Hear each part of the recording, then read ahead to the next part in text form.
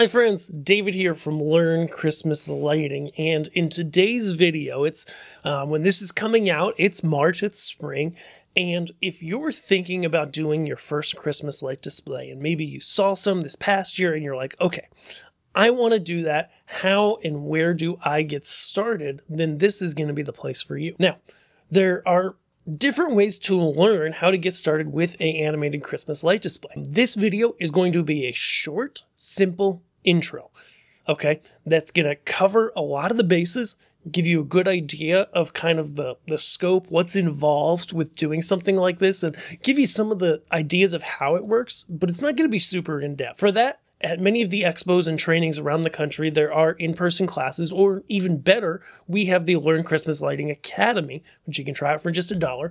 And we have a course that's about 3-4 hours long that runs you through everything on how to create your first Christmas light display. And typically around the summer, we update it every year for any updates that have come to the technology for that particular year. That being said, let's dive in. Okay, so you want to make an animated Christmas light display. What do you do? How do you get started? We're going to cover a few different things here and really give you what you need to get started. So the first thing is the gear. Let's talk about the gear real quick. Most people in the industry kind of use a budgetary value that's pretty similar across the board.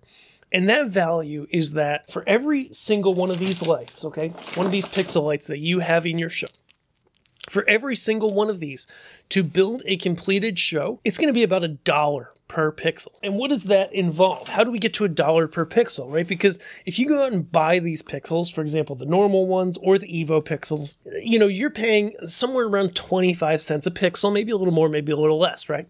So if each light is 25 cents, how does a typical display cost around $1 per pixel? And again, that varies because it depends on how hard you shop, how kind of cheap you go, meaning that how much do you do on your own versus buying pre-made things, etc. So there's a fair amount that goes into that, but I've been using that dollar figure since about 2019, and I check up on it every year when I buy things, when I add them to my display with customers, and it actually holds up pretty well. It's a good figure to go by. So what's that involve? Well, these Christmas lights are not your normal Christmas lights, okay? They have a special plug on them. They're not going to plug in the same way your traditional old school lights are going to plug into. And they plug into what's called a Christmas light controller. Now, I'm unwrapping here out of its anti-static bag a Christmas light controller. This is a control board for Christmas lighting. This one is by Culp Lights. It's a K16. We like these a lot. It comes with a microcomputer on the back that is the brains for it. And then it has places to plug in all your lights. Now, they actually don't plug in directly because this doesn't have the plug on it, okay? So you actually have to, in this hobby, most people build their controllers, or you can buy pre-built, ready-to-run controllers from many, many places. But you plug them in, and you're going to use what's called a pigtail. Of course, you should have a pigtail in here somewhere, maybe not. And a pigtail is basically like an extension wire for these lights that has one of the ends lopped off and wires in direct to your controller.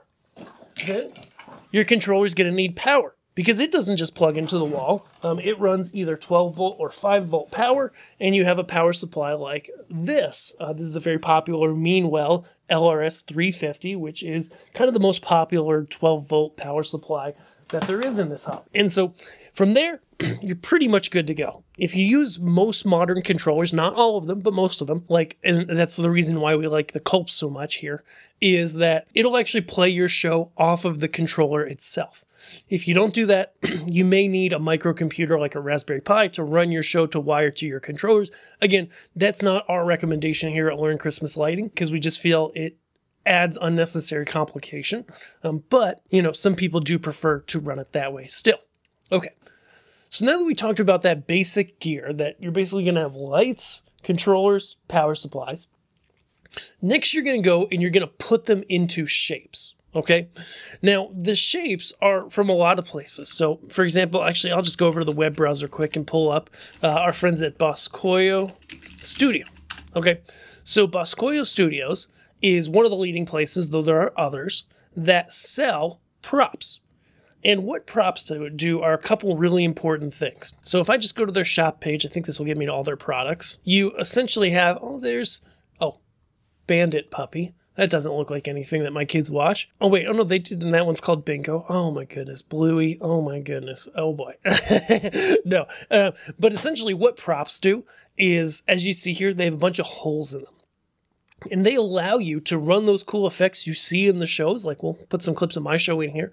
They allow you to run them on different shapes. And the benefit there is that basically, as we build in software, the models, as we basically build your show, the computer has to know where every light is in order to play those really cool animations on them. And the way that happens most often in this hobby is that you use props like this that are built in such a way, either, props that are pre-built like this, or just a prop that basically has a number of strings in it to form like a tree or something like that. It has a defined shape and a defined way of wiring it so that when we bring it into the computer knows exactly where it is and can make that animation happen fluidly across it. It sounds complicated, but a lot of the work is actually done in the back end on the computer for you. Okay, so essentially, when I talk to people about getting started with this hobby, before you buy anything, you want to go to Xlights, okay? So actually, here's the downloads page for Xlights at xlights.org/releases. Download it. Why? Because the Xlights software in itself gives you like all the tools you need to do a lot of the figuring out before you buy anything. Let's go here. Over to Xlights. Too many tabs open. So what you're looking at here is my controllers tab, and then we have the layout tab. Okay, the layout tab is where you lay out your show to look like your house or your display, wherever it would be. And this is where we bring in those things. Like I said, this is a Boscoyo Studio model of a prop that I bought, and then I'm able to download into here, into Xlights, okay? Now, we have tutorials on all this stuff, but the basic gist is you launch Xlights. The first thing it's going to do is ask you for where your show folder is. I recommend just creating a folder in your Documents folder, saving it there. Some people use Dropbox or other syncing services. My only hang up there is that true, files don't usually get corrupted on these services, but sometimes if you mess something up on one computer, it's going to sync to all your computers. So it's just something to be aware of. So I recommend, it's going to ask you, hey, where's your show folder? Create one in your Documents, hit OK. You'll be brought to the controller screen. When you're first starting, ignore this completely. You do not need to do anything here until later on, okay? The first thing to do is the layout, all right? So this will be blank, and you can just go in and you start drawing all of your different items.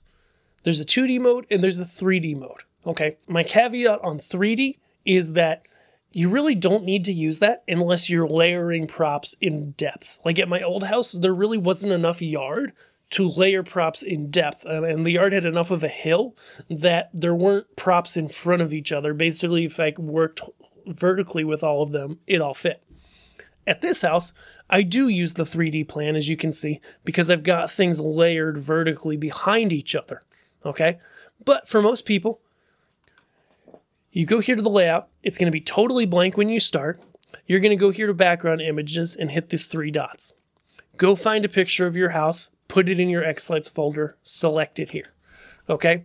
Because then, you see we have a brightness control and a transparency control. Where is it? Not sure why my house is hiding, but, I do a lot of experimenting in here and a lot of working with customers. Oh, there's the brightness. So you bring in your house. Mine's off because, again, I use the 3D, but you then go and you can start building everything on your house. Oh, and that tree's long gone, but I recently learned that there's a gas line underground way closer to that tree than I thought when I was digging it up. So, that's good. But what you're going to do here is start bringing props in. This is before you buy anything. And what you're just going to do is click on any of these props. So you can make arches and candy canes and matrices, which are just big grids of lights. You can make trees. And then the download or import are where you can bring in these custom models. This is where, when you've gone to somewhere like Boscoyo Studio and maybe you picked out this Bells with Holly and you like it, okay? You just go here to download, drag it out. This window will pop up. It takes a few minutes the first time, especially. And then you're going to go find that and bring it right in. It's so stinking cool. So like I said, I forget what I said, but we'll just do this chroma hat, okay? We can insert model and download. And in just a few seconds, we should see it there.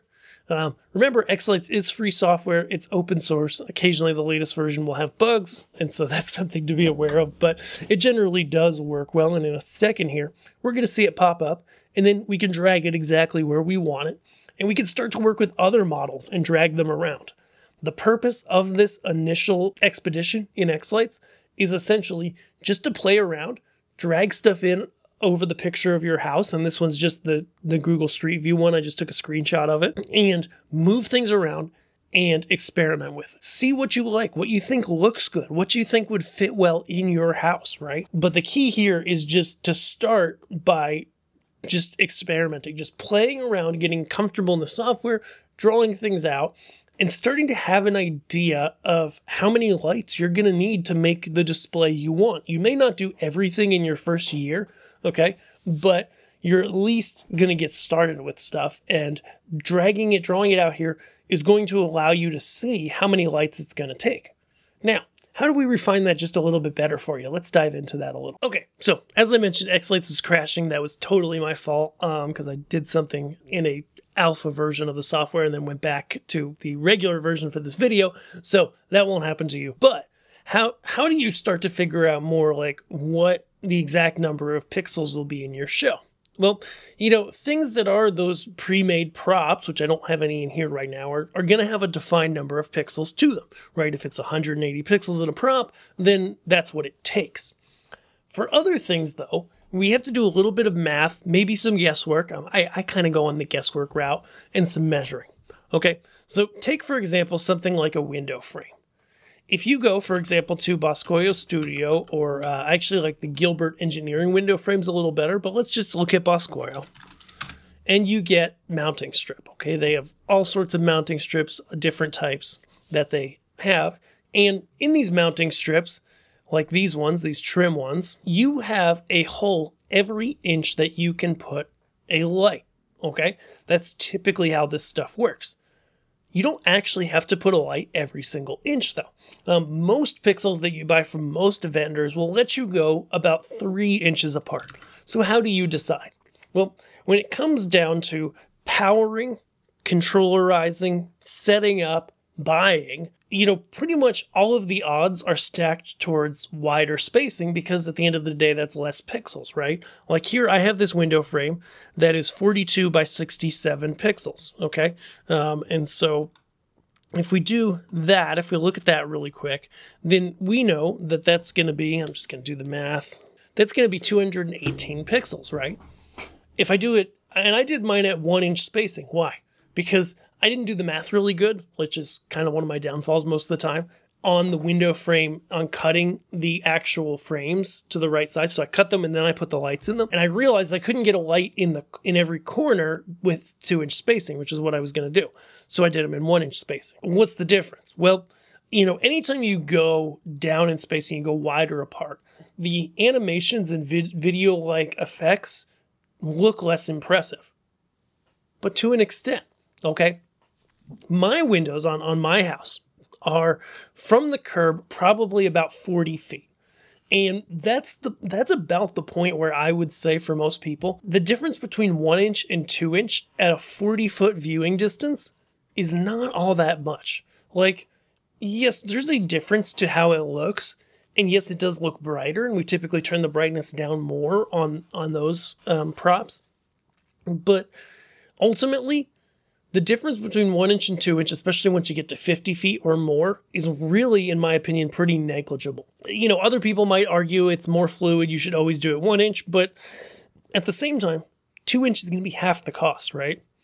If something's like 75 or 100 feet away, I usually tell people to do 3 inch, because ultimately taking the cost, the time, the effort, the materials, and dividing it in half, or dividing it in a third, 30%, for 3 inch spacing can save you a lot of frustration in the long haul and make a more epic show.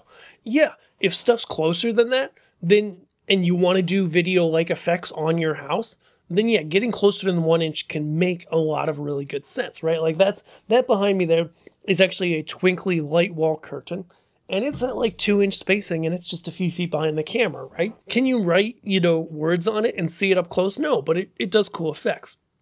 So I'm the one who kind of argues in this hobby, like a lot of people are like denser, denser, denser, closer, closer, closer, tighter, tighter, tighter. I don't know about that. Like, sure, if you want to display text, display video-like things, etc., it makes sense to go closer. It does affect how things look, and it makes your show look better. But on the other hand, if you go to 2 inch spacing over 1 on at least some of your props, like window frames, house outlines, etc., my arches are at 2 inch, you save half the cost. You can go twice as far with your runs of pixels in terms of distance. It's kind of a win-win there. So that's where you can start to model these things out, things like these window frames, and say, okay, measure my window. If I do it at 1 inch spacing, boom, 1 pixel per inch is the quick math, right? So that means that my window is about 42 wide by 67 tall. Cool. If you go to half that, now it's, instead of 218 pixels, it's 109 pixels. It's literally half the lights, right? That make that up. So as you start to play around, take measurements, mess with this on your own house or whatever type of display you're doing, it's worth thinking about how important it is to you to do everything really dense, because a lot of the times you can save a lot of costs and make your life easier if you make things less dense. It's just the closer people are to it, the more having things at close spacing will help you and actually look a lot better. Next, what do we talk about? I mean, those are pretty much the basics that you want to know to get started. Like from there, you're going to go to this sequencer tab, okay? In this layout, you want to name things. You want to create groups, which you can do just by right-clicking and adding groups. Once you click on it, then you can add in this bottom pane, you can take models that are in your show and add them over, okay? Groups are essential in the sequencing process. Now, sequencing is a whole other thing on itself, but essentially opening a sequence, creating musical and adding in music, or creating an animation, choosing a frames per second. I usually do 20. This is one of those things that's divided among people. Yeah, 40 does look a little better, but it creates bigger files. And then quick start brings in all of your stuff.